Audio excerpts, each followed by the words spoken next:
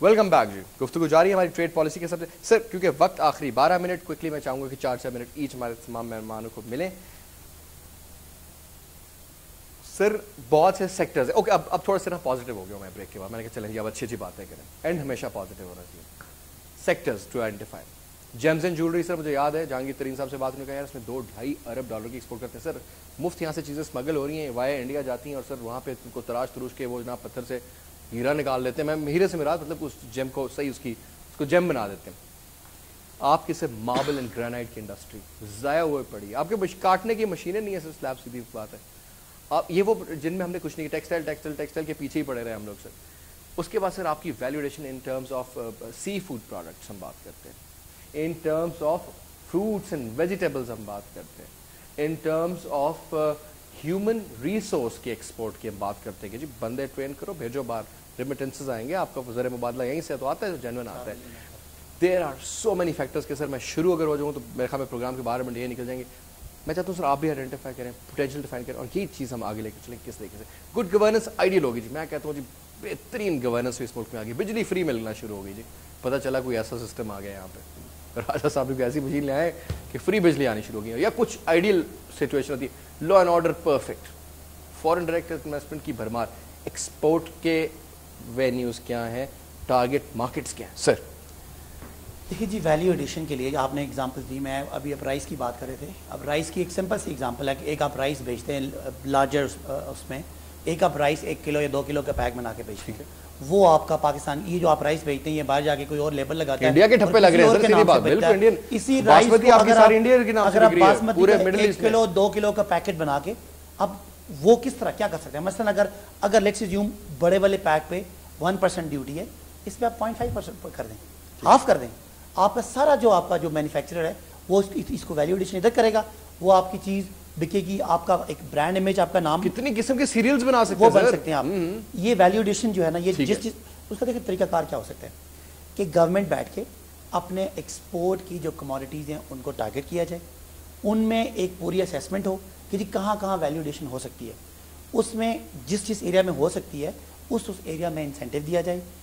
आप कह रहे हैं बिजली फ्री करने की जरूरत नहीं है, आप कम से कम जो मैं तो सर आइडियल स्टेट दे रहा हूं आपको, जन्नत पाकिस्तान जन्नत में मैं कह रहा हूं 22% बढ़ा रहे हैं, बिजनेस करना पड़े 22% बढ़ा रहे हैं, उनको रिफंड कर दें कि जी लेट्स अज्यूम कि जी जो पाकिस्तान पिछली गवर्नमेंट कहती थी ये लोग मांगते हैं, ये लोग से मेरा सॉरी सर टेक्सटाइल वाले, ये इनको 60 अरब रुपए की सब्सिडियां दी गई इनको, तो इन्होंने टारगेट भी उस वक्त $60 का डॉलर था, तो जी इन्होंने 800 मिलियन बढ़ा दिया इतनी सब्सिडी, और टेक्निकली तो 20 अरब रुपए की फकी टुकरी थी ना उसमें। नहीं देखें, लेकिन आप देखें ना, लॉजिकली स्पीकिंग पैसा आपका आपके मुल्क में ही रह रहा है, लेकिन आप देखें उसका फायदा क्या हो रहा है कि आपकी प्रोडक्शन हो रही है, आपकी एम्प्लॉयमेंट हो रही है, आपके वो जो चीज़ आप 100 रुपए की बेच रहे हैं, आप आपको 150 की बिक रही है, आपका जो फॉरेन करेंसी आपके मुल्क में आ रही है वो बढ़ रही है। देखिए ना, वैल्यू एडिशन खाली तकरीर करने से वैल्यू एडिशन तो नहीं होगी, उसके लिए गवर्नमेंट को सॉलिड स्टेप्स लेना पड़ेंगे। ठीक बात है। आप उसमें ये करें कि ये जो मसलन कोई टारगेट सेट कर लें कि इन एरियाज में जो डेवलप करेगा उसको हम जब एक्सपोर्ट करेगा, मुल्क में ना सही, एक्सपोर्ट करते वक्त उसको वो ड्यूटी रिफंड कर देंगे।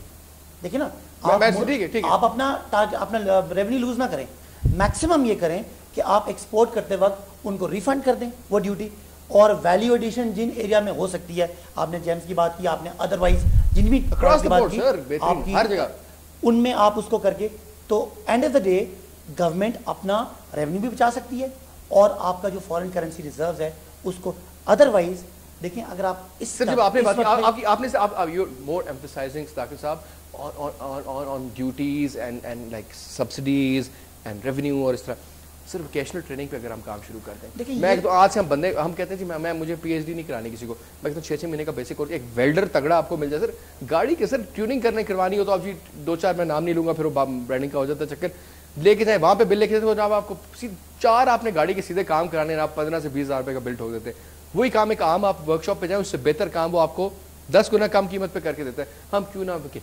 वोकेशनल ट्रेनिंग में लेकर के जाए लोगों को, बेसिक मैं कहता हूं वेल्डिंग प्लांट का काम सिखाएं, अब छोटे छोटे काम यहाँ पे टारगेट आपके बजट के थे, बजट में आपने 1 to 1.5% तक रखा है। मैं आगे चलूंगा सर, बजट में आपने सिर्फ 1% to 1.5% एलोकेट किया है, ठीक है, वो एक बहुत बड़ा एक मजाक है इस कौम के साथ कि जहाँ पे आप ह्यूमन रिसोर्सेज को मतलब जो अब क्यों मैं चाहूंगा अगले गेस्ट को बिना लब्बे लबाब ये बनता है आपकी कहानी का कि बेसिकली जिन चीजों का एड्रेस करना चाहिए था, जो प्रायोरिटीज हैं, उनको नहीं एड्रेस किया गया, और जिनको तुक नहीं बनती थी उन पे ज्यादा कर दिया गया। और प्रैक्टिकल स्टेप्स कोई नहीं है सर, ये भी ओवरऑल कॉस्मेटिक ये भी तो फिर सर IMF और फॉरेन एजेंसी पॉलिसीज होती हैं, उनको पाकिस्तान की एजुकेशन बढ़ जाने से कोई फायदा नहीं है, उनको बिजली के बिल बढ़ जाने से फायदा नजर आता है। तो वो सर आप उस शिकंजे में हैं काबू सर निकलेंगे कि लॉन्ग टर्म स्टेप्स तो लेना आप। अगर आज भी आप गुजार देंगे या 3 साल भी गुजार देंगे तो कब जागेंगे कब? यानी आप सिर्फ वक्त गुजार रहे हैं। पंजाबी में कहते हैं डंग टपा हुए हैं, आप सिर्फ अपना वक्त गुजारना चाह रहे हैं। आपने आइंदा इस मुल्क के लिए क्या करना है? पिछले 8 साल बिजली नहीं बनी, आज हम क्या कर रहे हैं? आज हम रेंट पे वो थर्मल लेके चला रहे हैं। ये कल आपको यही करना पड़ेगा अगर आज आप स्टेप्स नहीं ले रहे। वैसे बड़ी अच्छी खबर है कि सर एक पाकिस्तान को पॉजिटिव खबर देता हूँ आज। वो कह रहे जी कि आने वाले वक्तों में जो है ना, क्योंकि थोड़ी सी मिडिल ईस्ट को अमेरिका ने चाबी देनी है, तो तेल की प्राइस कम होने वाली है। गुड न्यूज़ ये है, हमें खैर फायदा उसका पहुंचेगा नहीं पहुंचेगा उसको छोड़े जी। यहाँ पे कोई कार्बन टैक्स, कल को यहाँ पे कोई पोटेशियम टैक्स भी लग जाएगा, कोई सोडियम टैक्स भी लग जाएगा कि जी धुएं में सोडियम निकलता है तो कोई एनीवे सर सुलैही साहब 3 मिनट्स फॉर यू सर। असल में मुझे इसमें जो मेजर इशू नज़र आ रहा है ना, हमारे पास पॉलिसीज़ की भरमार है।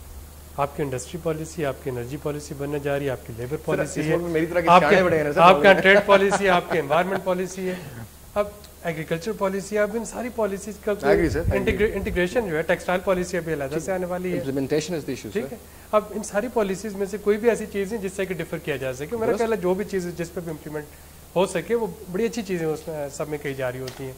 अब बिल्ली के गले में घंटी कौन बांधेगा? वो घंटी बांधने वाला जो है वो हम पिछले 62 साल से ढूंढते चले। बिल्ली कौन है सर इस पूरे बिल्ली हमसे भी शायद बिल्ली है क्या है? तो हम वो घंटी बांधने वाला ढूंढते चले आ रहे हैं। असल जो इशू है वो है प्रायोरिटाइजेशन का कि मुझे I don't have any disagreement with BISP programme. ठीक है, आप किसी गरीब आदमी को कुछ पैसे दे रहे हैं, लेकिन मैं एक दिन बैठा हिसाब लगा रहा था कि अगर यही 70 बिलियन रुपीस जो हमने एलोकेट किया, सर ये हम भीख दे रहे हैं ना, अगर उनको कुछ वोकेशनल ट्रेनिंग करा दे, सर उसको एक सिलाई मशीन दे दे, औरत को सीखना शुरू हो जाए, कुछ प्रोडक्टिव हो जाए। आप उसको सर्कुलर पैसे दे दे के आदत खराब कर रहे हैं, डेट खत्म करने में लगा देते, बिजली सस्ती हो जाती, कितने लोगों को रोजगार मिल रहा होता।